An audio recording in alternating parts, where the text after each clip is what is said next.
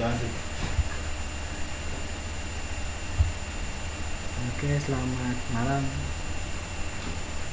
Jadi saya akan menjelaskan tentang algoritma Prim's. Algoritma Prim's merupakan algoritma yang dalam teori graf untuk mencari pohon rentang minimum untuk sebuah graf berbobot yang saling terhubung. Ini berarti bahwa sebuah himpunan bagian terdiri dari H yang membentuk satu pohon yang mengandung node di mana bobot keseluruhan dari semua H dalam pohon diminimalisasikan. Ini merupakan pendekaran pseudocode-nya, kita lewati saja. Nah, ini penerapan algoritma Prim's banyak digunakan ketika temui masalah dalam penentuan seperti panjang kabel, khususnya dalam dunia kelistrikan, jaringan, LAN, PDAM, dan penentuan panjangnya pipa. Ini adalah contoh dari kasus-kasus Prim. Di sini kita lihat ada sebuah serangkaian nodes yang saling berhubungan. Penyelesaiannya adalah dimulai dari mencari node terpendek dengan bobot terpendek. Di sini kita lihat bobot terpendek adalah 1. Setelah 1 kita akan ketahui berarti bobot awalnya adalah BC. Di sini kita lihat ini adalah hasilnya BC. Setelah itu dia akan mencari lanjutannya. Lanjutannya ada BA, ada BF, ada CF, ada CD. Tentunya yang kita cari adalah yang paling minimum, yaitu AB. Sini hasilnya AB. Kemudian kita cek lagi sampai selesai, sampai dia hitungannya sebanyak n-1. Jadi karena di sini ada 6 node, jadi sampai 5 langkah saja. Nomor 2 selanjutnya sama nomor 3. Di sini ada AE, AF, CF, CD, FD sama FE. Sini kita lihat BF dan CF sama bobotnya sama, yaitu 4. Karena BF kita iterasinya pertama, jadi kita pilih saja EF, BF. Setelah itu dari semua ini kita pilih lagi dari AE. FA tidak mungkin karena tidak boleh terjadi sebuah spinning, tidak boleh terjadi perputaran kembali ke node yang sudah ada. Ada FE, ada CD. Di sini ada FE yang paling kecil, jumlahnya 2. Kemudian yang terakhir adalah FD. Hanya dia lebih 5 lebih besar daripada 6. Oke, sekian presentasi Prim dari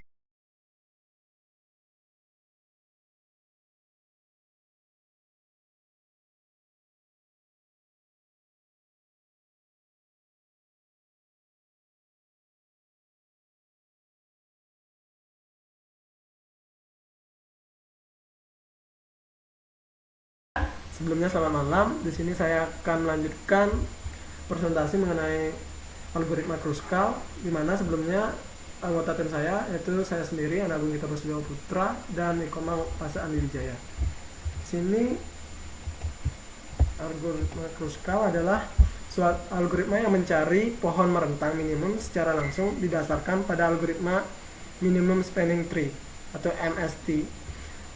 Pada algoritma Kruskal, sisi-sisi di dalam graf diurut terlebih dahulu sebelum berdasarkan bobotnya dari kecil ke besar.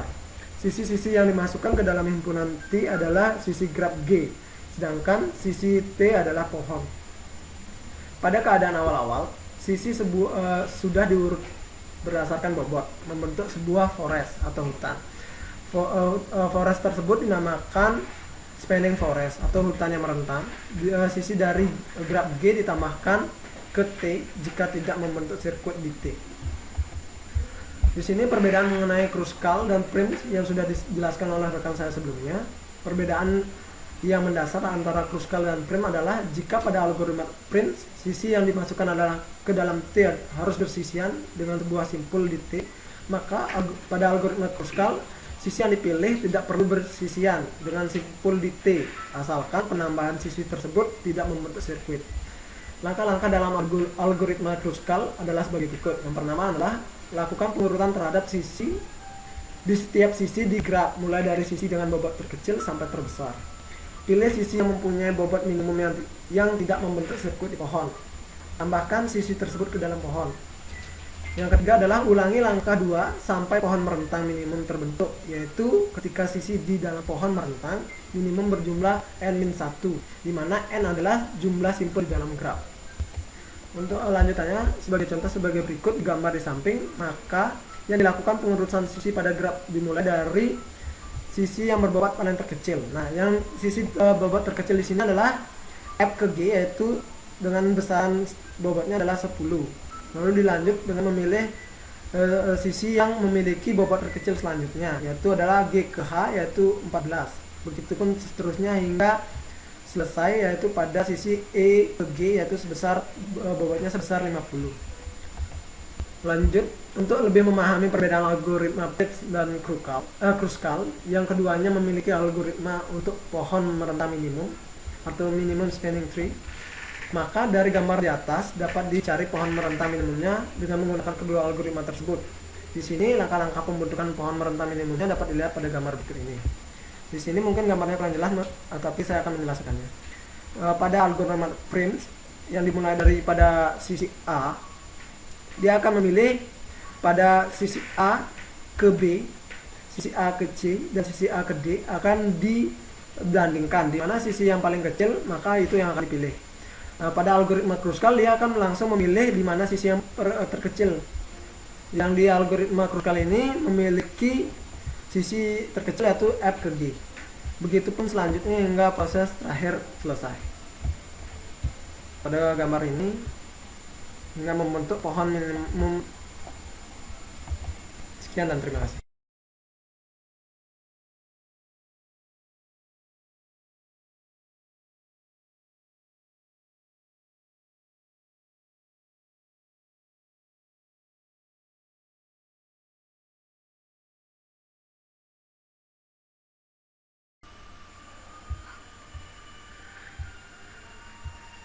Oke, kembali dengan saya akan menjelaskan masalah metode pendogasan.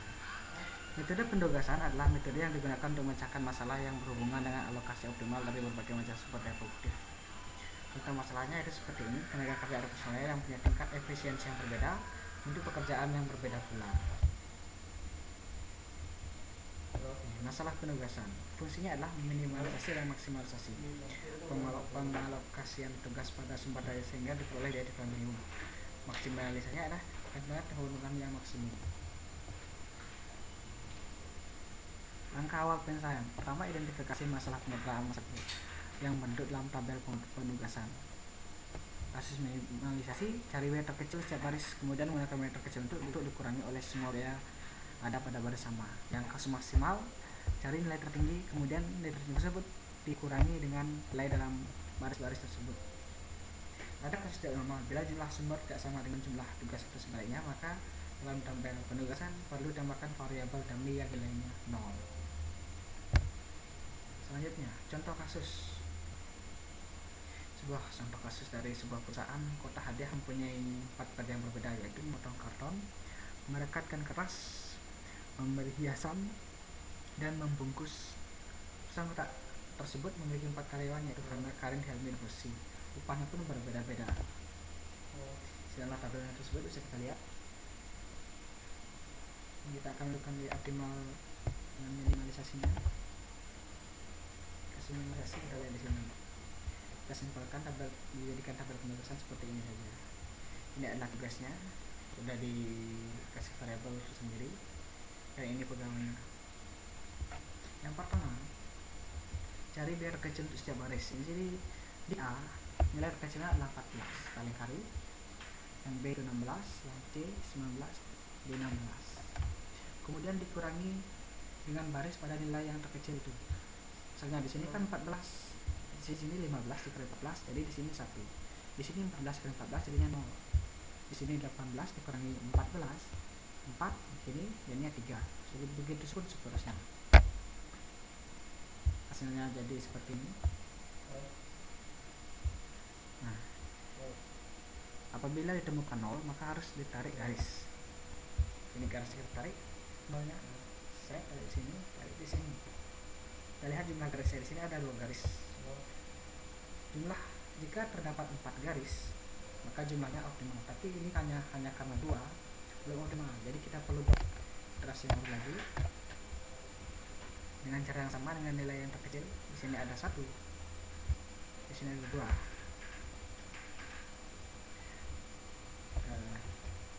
Kemudian kita buka di garis sesuai tadi yang sama, kita kurangi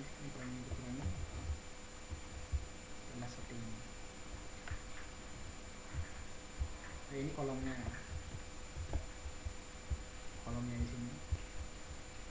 Ini dikurangi 1, kurangi 1, seperti ini, dikurangi 2, kurangi 2, dikurangi 5. Temukan nol seperti ini, kita tarik garis. Ini jumlah garisnya yang baru 3. Selanjutnya lakukan hal yang sama. Nah, jika ada kasus seperti ini, dia terkena 2 garis, maka akan ditambahkan dengan baris terkecil yang dari sini ada 1. 1 jadi 4, jadi 1 jadi 7. Ini sama dikurangi, maka hasilnya akan seperti ini. Di sini sudah ditemukan 4 garis. 1, 2, 3, 4 dari ini optimal. Di A yang optimal adalah 2, di B yang optimal adalah 3, di C adalah 0, di D adalah 4-nya. Jadi inilah hasilnya. Alokasi pekerjaan masing-masing karyawan lah. Pekerjaan A menggunakan wording, menggunting karton dikerjakan oleh Karin dengan upah sebesar 14.000, dan seterusnya penjelasannya seperti berdasarkan tabel yang sudah kita tugaskan. Sekian, terima kasih.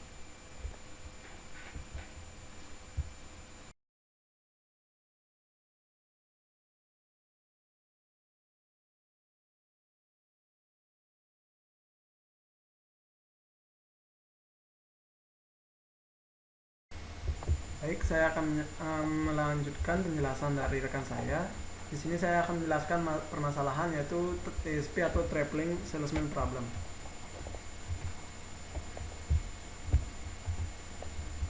TSP atau Tripling Salesman Problem adalah suatu permasalahan di mana seorang sales harus melalui semua kota yang ditunjuk dengan jarak yang paling pendek, dan setiap kota hanya diboleh dilalui 1 kali saja. Penyelesaian dalam TSP adalah jalur yang dilalui oleh salesman sesuai dengan batasan di atas. Penyelesaian terbaik adalah jalur dengan jarak terpendek. TSP adalah salah satu contoh permasalahan kombinatorial dengan kemungkinan penyelesaian yang sangat banyak, di mana biasanya digunakan untuk menentukan sirkuit Hamilton yang memiliki bobot minimum. Algoritma TSP yaitu pada dasarnya menggunakan algoritma ekshaustif, yaitu dengan mencari semua kombinasi yang mungkin terjadi, kemudian memilih kombinasi perjalanan dengan jarak yang terdekat. Algoritma ini mempunyai kompleksitas n faktorial per 2n, di mana sebagai contoh permasalahan adalah sebagai berikut. Diberikan n buah kota serta diketahui jarak antar setiap kota, satu kota dengan kota yang lainnya. Temukan perjalanan atau tur yang terpendek yang melalui setiap kota lainnya dengan hanya sekali melewati kota-kota tersebut dan kembali lagi ke kota asal keberangkatan. Permasalahan TSP ini dimodelkan dengan graf lengkap dengan n buah simpel. Bobot pada setiap sisi menyatakan jarak antara 2 buah kota yang bertetangga. Permasalahan TSP tidak lain adalah menemukan sirkuit Hamilton dengan bobot paling minimum. Implementasi TSP dengan permasalahan yang sebelumnya. TSP dengan menggunakan 3 kota, di mana TSP dengan menggunakan 3 kota yaitu kemungkinan yang akan dilalui adalah 1, 2, dan 3. Hanya mempunyai 1 kemungkinan seperti gambar di bawah berikut ini. Dengan TSP 3 kota tidak perlu diselesaikan dengan menggunakan komputer, karena sirkuit Hamilton yang akan terwujud kecil kemungkinan untuk dapat diketahui.